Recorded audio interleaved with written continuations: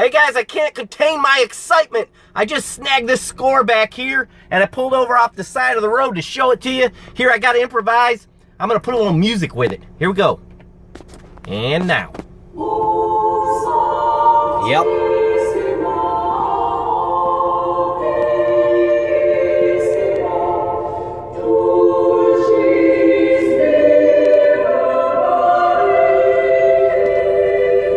That's right, boys. A Honda Express! I can't wait to get started on this thing. Welcome back, everyone. And for those of you just now finding my channel and tuning in, I am the one and only Kentucky Yankee. Now that we got that order of business out of the way, let's check out this cool moped I picked up. And it is a Honda Express, as I said, and she's killer, man. Really clean looking for its age. Let me show you something else about it. This is neat. 1980 license plate, and it is a 1980 PED. So she's locked up. I guess I can show you real quick. Hate to spin you around like that, guys, but anyways, look, she's locked up. Oh, no, oops, no cranky. So what I'm going to first do is get that spark plug took out of it and just see if there's water. This thing, by the way, when I picked it up, the fuel tank was completely full of water. Water, no gas at all. So we had to flop her upside down and get all that out before I could even transport it in my 2003 Pontiac Silver Bullet Vibe. And so now I'm going to get the plug out.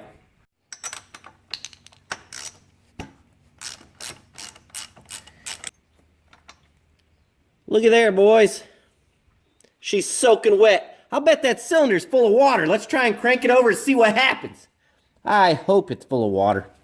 Be better than being froze up. And I'll show you what my concern is too there. Here we go. Nope. Ah, still no cranky.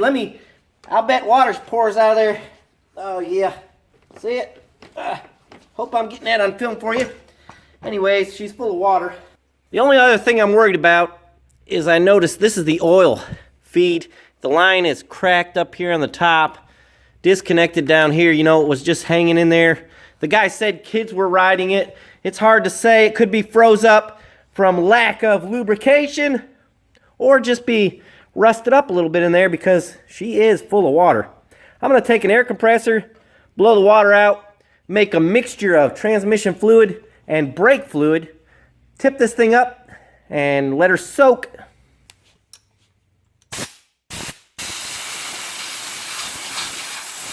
There it is, all propped up. I just zip tied the front wheel to that engine stand right there. The back tire is flat. I'm going to air that thing up so maybe hopefully it'll still be good. And let's just take a peek down in the cylinder. I got the light on the camera. I hope that we can all see something together. I haven't looked yet. Oh yeah, look at there, you guys. You could see right down in there at that piston. It looks not rusty, so I don't know if the cylinder where the rings go are going to be rusty or what. But again, I'm going to put some tranny fluid and brake fluid in there.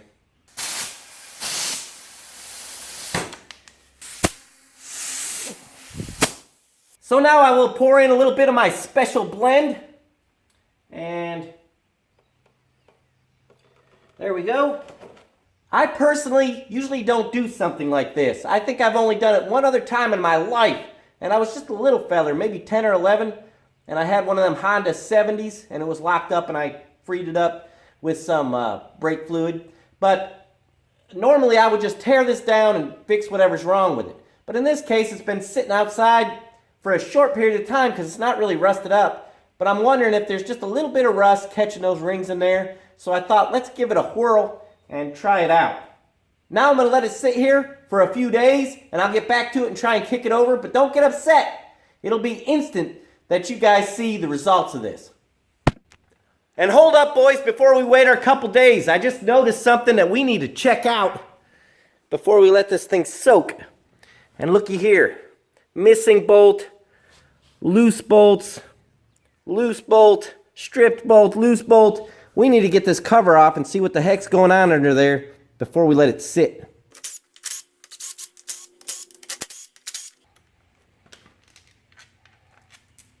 Uh-oh! Looky there. Woo! She's nasty.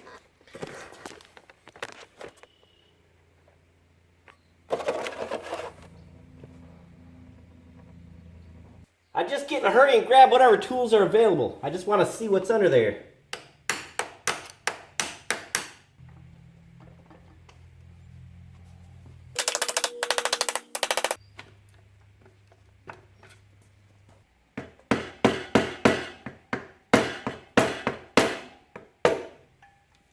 Judging by how tight the seal is, I really doubt anybody's been in there. Maybe the bolts just came loose, or maybe they tried to get it off and didn't. And I don't know what that was. So here's a view of the inside of this puppy. And it's a little bit of rust here. It's really not terrible. And I'm sure there's a cringe factor here when I was doing that. Somebody probably knew it was going to spring off like that. But I didn't. I'm not a moped mechanic. But I still believe we'll get this thing running. Everything looks pretty normal inside of there. Nothing looks like it's been tampered with, which is good news. We now have access to the crankshaft bolt. So in a couple days when I come back to it, we'll see if we can spin it over with that bolt. So that's a good deal. So now for the second time instantly, we will start again in a couple days. Well, dang it, guys. I can't help myself. I took another step. Still haven't waited any time at all. I can't help it. Check it out. Look at there. Look at there. She's got movement, boys. Hold on, let me set you up on the tripod. Look at there. Whoop. Nut came loose. I suspect my theory is correct. I think there's just a little bit of rust on them rings. Anyways, this time I mean it. I am serious. I'm going to let it soak a few days anyways. And that'll do less damage when we do get it rolling. Bye! I'm back! And yes, this time it has indeed been a few days since I have worked on this moped. And in order to illustrate this point, I am wearing a new hat. And who doesn't love Caterpillar? A good friend of mine, Nicholas Gutierrez, gave me this beautiful hat. Thank you, Nick, for that hat. What I like most of all about it is it's black, and my shirt's black. And as some of you know from my earlier days on YouTube, I am a mud mower villain. Rawr, rawr, rawr, rawr. So I enjoy wearing black. This morning I'm going to start off by showing you a few things that I have learned in my absence of working on this moped the last few days. The main thing I learned was this so-called kickstart. That's what I called it. Well, anyways, that big snapping noise we heard was indeed a spring. Right there is a spring, and it was spring-loaded. And the way this works is you take this little supposedly kickstart and you crank it down like so many times. I don't know, 3 or 4. Crank, crank, crank.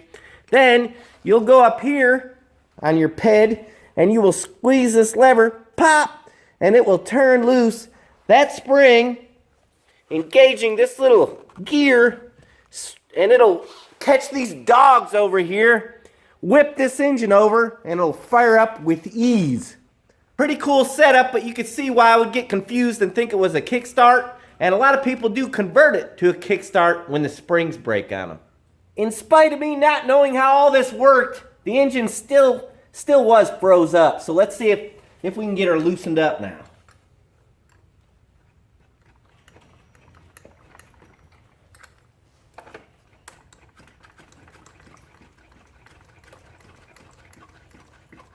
Look at there, boys. Woohoo! She's feeling good.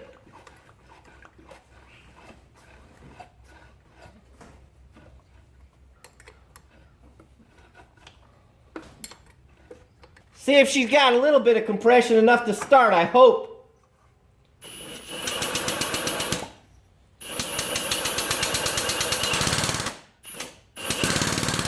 I believe it's got enough compression to run. It seemed to get better as I whipped it over there. And I believe it'll start with what compression it has. So the next thing I want to do is this right here. See guys, it's rusty. Let me get out of your light. See, that's rusty. This is a clutch. And when it's rusty like that, it's an abrasive, you know, and it's gonna just ruin stuff in here. I'm gonna pull this off, get all this stuff cleaned up, put it back on, and then we're gonna throw the cover back on here. So I have fashioned a pulley on here. Let's see if she'll work. And I don't have a clue. Oh! Well, it worked. And fell right in the oil bucket.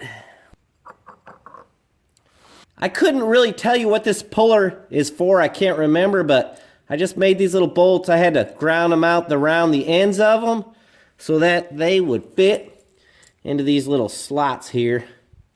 That's all it is. Came off real easy.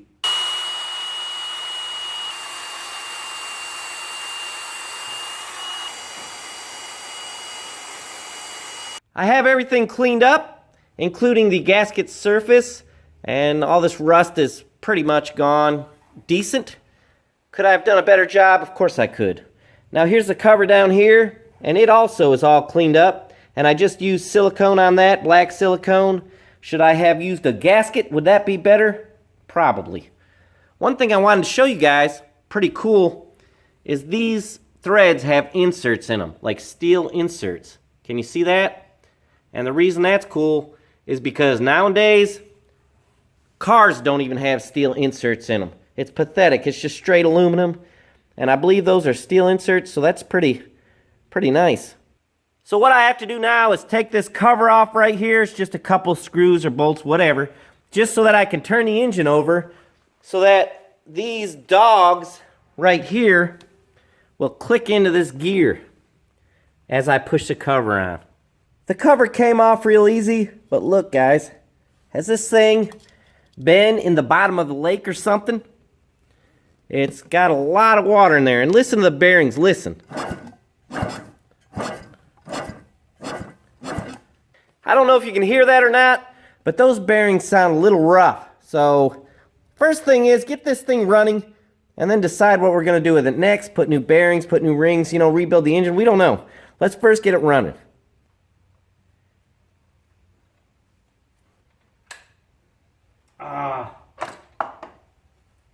This is the stupidest thing I've ever seen in my freaking life. What's happening here with me is this deal here has got a spring on it, and it keeps popping off of there, so I'm not real sure what the deal is with that thing. I need to keep on investigating. It's been holding me up for quite some time. I got the cover all on and tightened up. I didn't fill it with fluid though. I don't know if it's even gonna work. I'm gonna unhook it here from this stand, get it down on the ground, and we'll try it out. I wish I could tell you guys exactly how I got that cover on there, but it just was a finicky pain in the butt. A service manual would be real nice to have right about now, but I'm too cheap to get one. I got everything readjusted so you guys can see this whole process. Let's see what happens. So you're supposed to crank, crank, crank. So let's see. Yeah.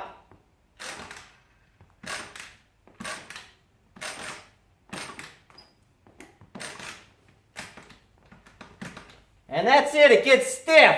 Now all you have to do is pull this lever. So the crank part worked, let's see what happens. Oh yeah, see there?